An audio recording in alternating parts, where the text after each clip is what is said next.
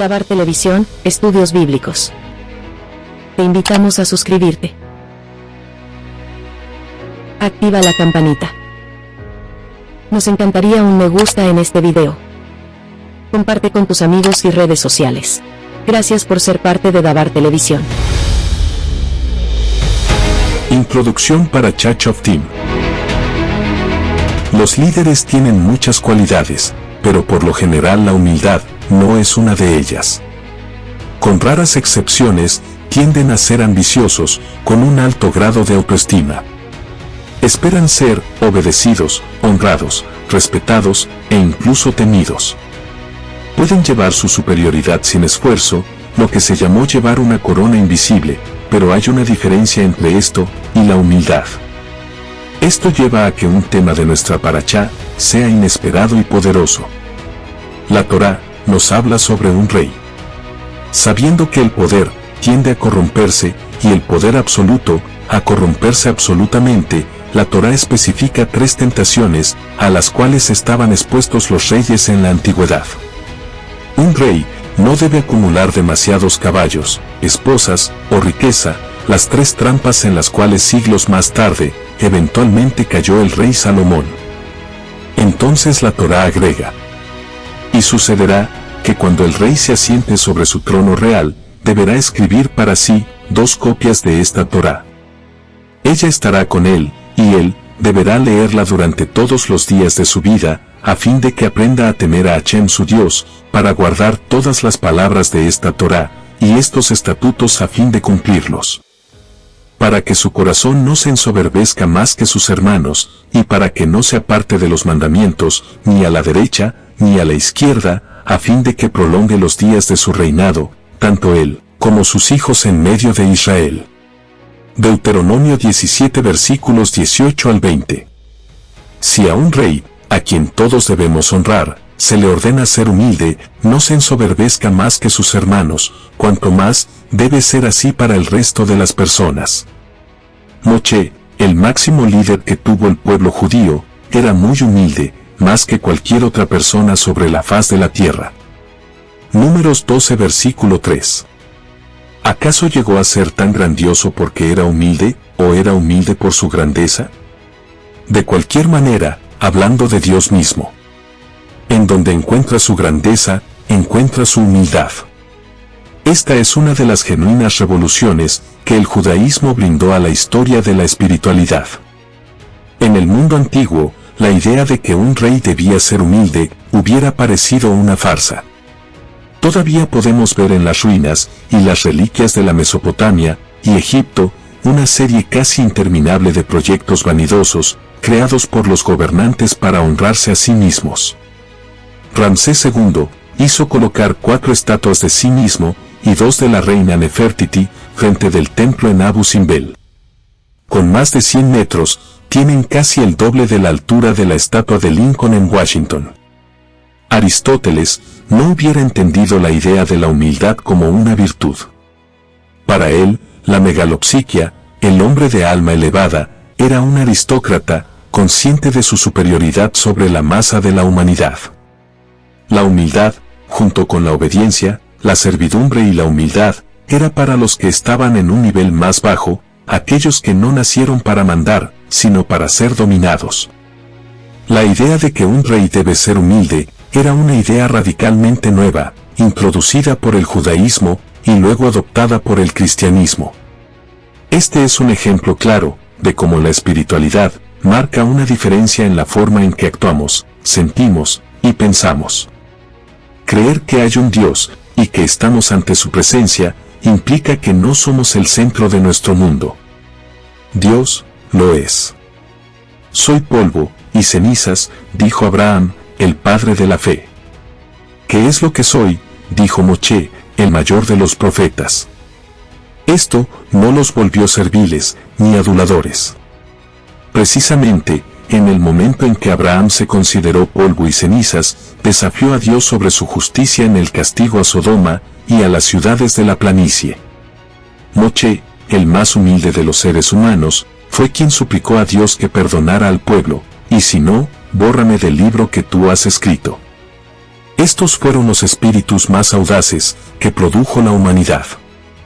Hay una diferencia fundamental entre dos palabras hebreas.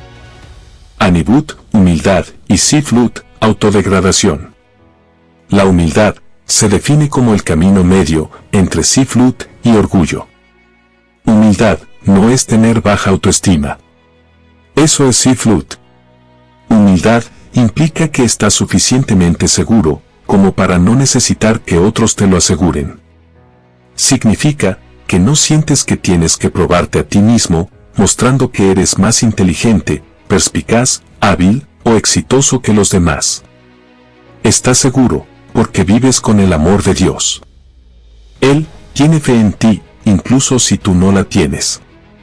No necesitas compararte con otros. Tienes tu tarea, ellos tienen la propia, y eso te lleva a cooperar, no a competir. Esto significa que puedes ver a otras personas y valorarlas por lo que son. No son solo una serie de espejos en los cuales te miras para ver solo tu propio reflejo. Al estar seguro contigo mismo, puedes valorar a los demás. Al confiar en tu identidad, puedes valorar a las personas que son diferentes. La humildad es el ser externalizado. Es entender que no se trata de ti. Un libro llamado La cultura del narcisismo fue una obra profética. Argumenta que el quiebre de la familia, la comunidad y la fe nos dejó fundamentalmente inseguros, privados de los medios tradicionales de apoyo de identidad y valor. El autor no llegó a vivir para ver la edad del selfie, el perfil de Facebook, las etiquetas de marca en el exterior de las prendas y todas las otras formas de publicitarse a uno mismo, pero no se hubiera sorprendido. Él argumentó que el narcisismo es una forma de inseguridad, la necesidad de reasegurarse constantemente y obtener inyecciones regulares de autoestima. Se entiende que no es la mejor manera de vivir. A veces el narcisismo y la pérdida de la fe religiosa van de la mano. Cuando perdemos la fe en Dios, lo que queda en el eje de nuestra conciencia es el yo. No es coincidencia que el más grande de los ateos modernos, Nietzsche, fuera un hombre que consideraba que la humildad era un vicio, no una virtud. Él lo describió como la venganza del débil contra el fuerte. Tampoco es accidental que una de sus últimas obras fuera titulada ¿Por qué soy tan inteligente? Poco después de escribirlo, descendió en la locura que lo rodeó durante los últimos 11 años de su vida. Uno no necesita ser religioso para entender la importancia de la humildad. En el 2014, el Harvard Business Review publicó los resultados de una encuesta que mostraba que los mejores líderes son líderes humildes. Ellos aprenden de las críticas. Tienen suficiente seguridad como para dar poder a otros y elogiar sus contribuciones. Asumen riesgos personales por un bien mayor. Inspiran lealtad y un fuerte espíritu de grupo. Y lo que se aplica a los líderes, se aplica a cada uno de nosotros, como partes de un matrimonio, padres, compañeros de trabajo, miembros de comunidades y amigos. Una de las personas más humildes fue el Rebbe de Lubavitch, Rab Menahem Mendel Schneerson. En él no había nada que lo degradara. Tenía una calmada dignidad. Se tenía confianza, y su apariencia era casi real. Pero cuando estabas con él a solas, te hacía sentir que tú eras la persona más importante en la habitación. Ese era un don extraordinario. Era realeza sin corona. Era grandeza con ropa de civil. Enseñó que la humildad no es pensar que eres pequeño. Es pensar que los demás tienen grandeza. El orgullo es preocuparse por quien tiene la razón, la humildad es preocuparse por qué es lo correcto. Servir a Dios con amor es hacer lo que en verdad es correcto, porque en verdad es correcto y no por cualquier otra razón. El amor es desinteresado. El perdón es desinteresado. También lo es el altruismo. Cuando colocamos al yo en el centro de nuestro universo, eventualmente convertimos a todos y a todo en un medio para nuestros fines. Eso disminuye a los demás y nos disminuye también a nosotros. Humildad implica vivir a la luz de aquello que es más grande que yo. Cuando Dios está en el centro de nuestra vida, nos abrimos a la gloria de la creación y a la belleza de las otras personas. Cuanto más pequeño es el yo, más amplio es el radio de nuestro mundo. Buena parte de Shoftim, la parachá de la semana, describe el rol y las responsabilidades de un rey de Israel. En la era actual de democracia, la idea de un reino puede resultar antigua y opresiva.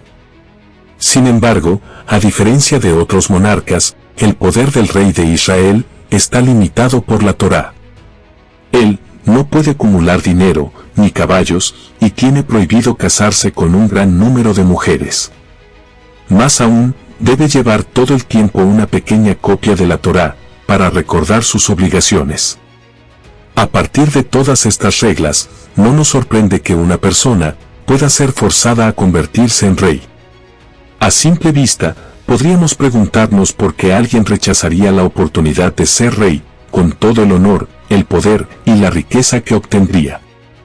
En verdad, el puesto de rey contaba con muchas y difíciles responsabilidades, entre ellas, asegurar el éxito militar de Israel. A diferencia de otras monarquías, el rey israelita debía ir al campo de batalla y luchar al frente con su pueblo. Que deba arriesgar su vida a prueba, que es un sirviente del pueblo.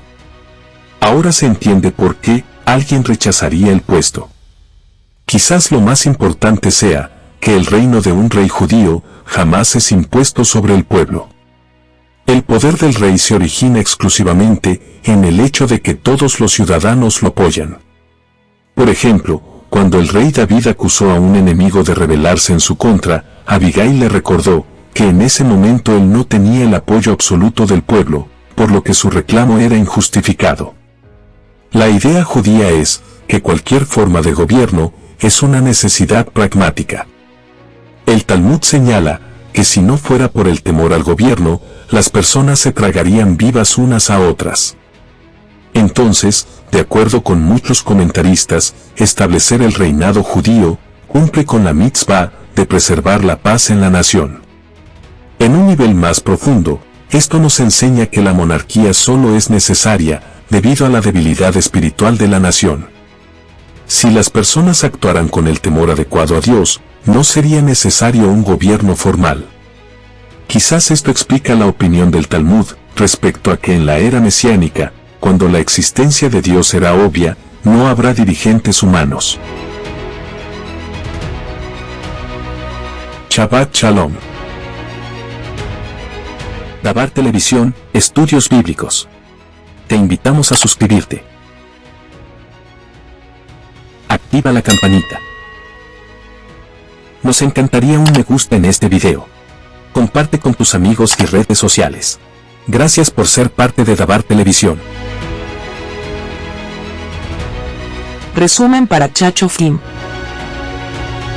La parachá de esta semana dice que un rey judío debe escribir para sí mismo una Torá, la cual debe cargar consigo en todo momento. Deuteronomio 17 versículos 18 al 20. La idea detrás de esto es que el rey debe mantener la perspectiva. Debe recordar de dónde viene su poder, y no debe cometer el error de pensar que él es quien está en control. Para el judaísmo, la arrogancia es la peor de las características, mientras que la humildad es la mejor. Cuando la Torá busca alabar a Moshe, él es descrito como el más humilde de todos los hombres. Números 12 versículo 3. Eso, dicen nuestros sabios, es la mejor y más genuina forma de carisma. Vemos de aquí que el propósito de la humildad no es establecer una protección para no intoxicarse con poder, la humildad en sí misma te da poder. ¿Cómo funciona esto? Humildad no significa falta de autoestima. Tampoco significa denigración de uno mismo. Para el judaísmo, la humildad es un reconocimiento de que hay cosas más importantes en el mundo que mis propios deseos y necesidades. Ser humilde es tener perspectiva. Por muy talentoso y capaz que uno sea, uno es tan solo una pequeña parte de este gran universo. la persona humilde se da cuenta. Lo que es correcto es infinitamente más valioso que el servirme a mí mismo. Mientras más humilde sea, mejor líder será.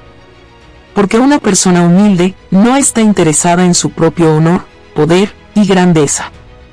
Él sirve a quienes está guiando. Para la ley judía, los integrantes del pueblo no son sirvientes del rey, el rey es un sirviente del pueblo. El primer rey de Israel, Saúl, no quería el trabajo. Porque apenas un rey comienza a disfrutar de los beneficios del poder, ya no está sirviendo solamente al pueblo. La persona humilde tendrá la confianza de las personas a quienes está guiando y no les temerá. Hacer lo que es importante para la nación es todo lo que le importa. Le es irrelevante si es popular o no. En un nivel personal, esto también aplica a nosotros. Si eres humilde, entonces vivir de acuerdo a lo que piensas que es correcto será más importante que lo que otros piensen de ti. Una persona humilde no se ve afectada por las presiones o normas sociales. Es más, la humildad es la base de la verdadera independencia. La arrogancia es una vía rápida hacia la mediocridad. La humildad, por el contrario, pavimenta el camino hacia la grandeza. No es ningún accidente que la Torá considere a Moshe, el más humilde de todos, como el ser humano más grandioso que haya vivido. En la Parashat Shoftim se dice que un rey judío debe llevar un rollo de Torá a su lado constantemente. Este rollo estaba escrito en miniatura y era atado al brazo del rey. ¿Cuál era el propósito de llevar este rollo tan especial? Un rey cuenta con un tremendo poder. Puede colectar impuestos, confiscar tierras e incluso ordenar ejecuciones. Este pequeño rollo sirve como protección contra la arrogancia y el abuso de poder. Es un recordatorio constante de que Dios es la fuente de poder del rey mortal y de que Dios es el verdadero rey. Además, al conservar la Torá siempre a su lado, el rey puede aprovechar cada minuto para estudiarla. De hecho, el rey David solía despertarse todas las noches a medianoche para estudiar Torá. Podemos aplicar esto a nuestras propias vidas también. Todos ocupamos cierta posición de poder, ya sea en el trabajo, círculos sociales o en contextos familiares. Es muy importante cuidarnos de no abusar de este poder. Dios desea un mundo en el cual las personas se preocupen unas por otras, y es por eso que hemos sido puestos en aquella posición. El poder nunca es para beneficio personal. Es el medio a través del cual Dios nos permite contribuir para hacer del mundo un lugar mejor. Siempre debemos tener en mente la fuente primordial de nuestro poder. Es una lección particularmente apropiada mientras nos acercamos a Rosh Hashanah, cuando tocamos el shofar, a fin de coronar al Rey de Reyes. La Torá nos dice: serás íntegro con el Señor, tu Dios. Una persona debería aceptar todo lo que le ocurra en la vida, sin tratar de discernir el futuro, sino aceptar todo con amor e ingenuidad. Uno debería actuar con ingenuidad con Dios, pero no con otras personas. En el trato con los demás, uno debería utilizar sabiduría y perspicacia, sin dejarse engañar por personas no confiables.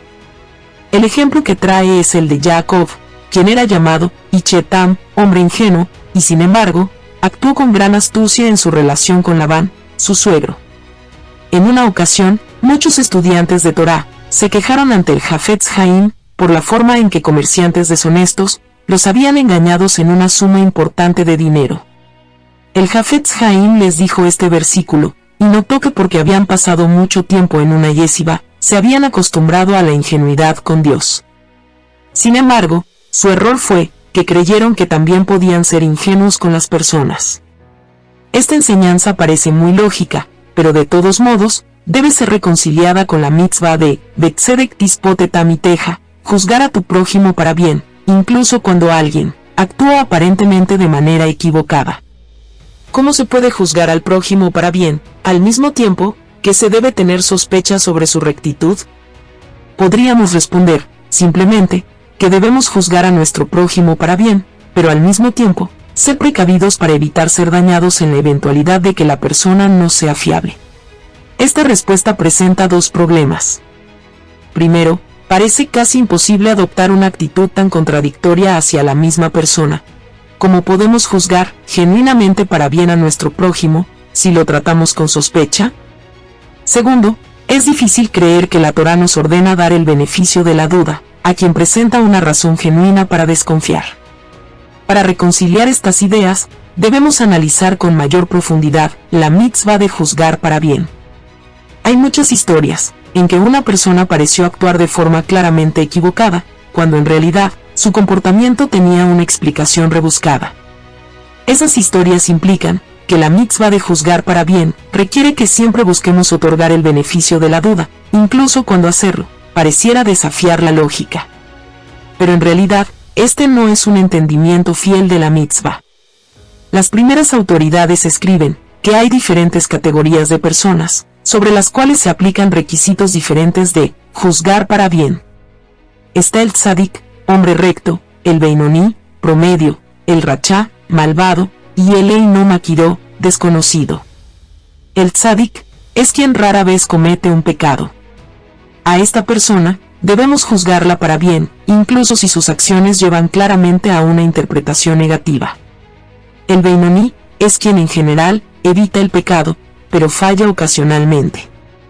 A esta persona debemos juzgarla para bien, en situaciones que podrían percibirse fácilmente como positivas o negativas, pero si sus acciones parecen negativas, no se nos exige que lo juzguemos para bien.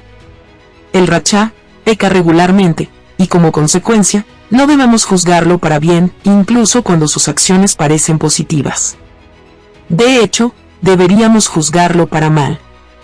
Al eino makiró, el desconocido, no tenemos obligación de juzgarlo, ni para un lado, ni para el otro. La dificultad en estas definiciones es que no hay alusión a ellas en fuentes de Torá o rabínicas.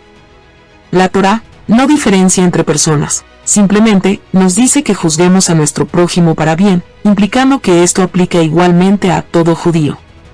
¿Dónde aprendieron las autoridades estas diferencias entre diferentes clases de personas?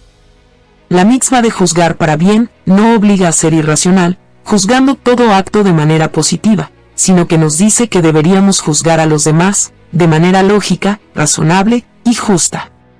Puede que una persona tenga una tendencia a juzgar a otros de manera dura, sin darles un juicio justo. La Torá nos dice que eso es equivocado. Sin embargo, no nos instruye juzgar a los demás de manera ilógica. En base a este entendimiento, es clara la razón por la que las primeras autoridades dieron instrucciones diferentes para los distintos tipos de personas. Respecto al tzadik, incluso si hace algo que parece un pecado, es ilógico asumir que haya hecho algo mal. Por ejemplo, si vemos a una persona famosa, por ser estricta en la kashrut de los alimentos, entrando a un restaurante no kosher, es lógico asumir que no está entrando para pedir alimentos no kosher. Más aún, si la vemos poniendo la comida en su boca, lo más razonable es decir, que necesita comer para salvar su vida, por lo que en esta ocasión, tiene permitido comer no kosher. En contraste, cuando un rachá, conocido como ladrón, por ejemplo, hace algo que parece contradecir su tendencia a robar, es igualmente lógico que haya una forma negativa de interpretar su comportamiento. La misma lógica aplica a las otras categorías. Cuando es lógico juzgar a alguien para bien, la Torá nos obliga a hacerlo, mientras que cuando no lo es, no hay una obligación de la Torá de juzgar para bien, llegando a haber ocasiones en que se debería juzgar al prójimo desfavorablemente. Con este entendimiento, podemos reconciliar la mitzvah de juzgar para bien con la enseñanza de que las personas no deben ser ingenuas. La mitzvah no nos dice que seamos ingenuos, por el contrario, nos instruye a ser realistas, y nos dice que en ocasiones incluso debemos juzgar a personas para mal. Así, al negociar con personas, por ejemplo, Betzedek Tispot nos enseña precisamente que no debemos ser ingenuos, sino que debemos juzgar a los demás con justicia y precisión. Como se notó antes, es importante recordar que hacer esto no es fácil, ya que la tendencia natural de la persona puede ser juzgar para mal. Así, la Torá nos dice que eso es un error, y que debemos esforzarnos para ver a los demás bajo una luz positiva. Shabbat Shalom. Dabar Televisión, Estudios Bíblicos. Te invitamos a suscribirte. Activa la campanita. Nos encantaría un me gusta en este video. Comparte con tus amigos y redes sociales. Gracias por ser parte de Dabar Televisión.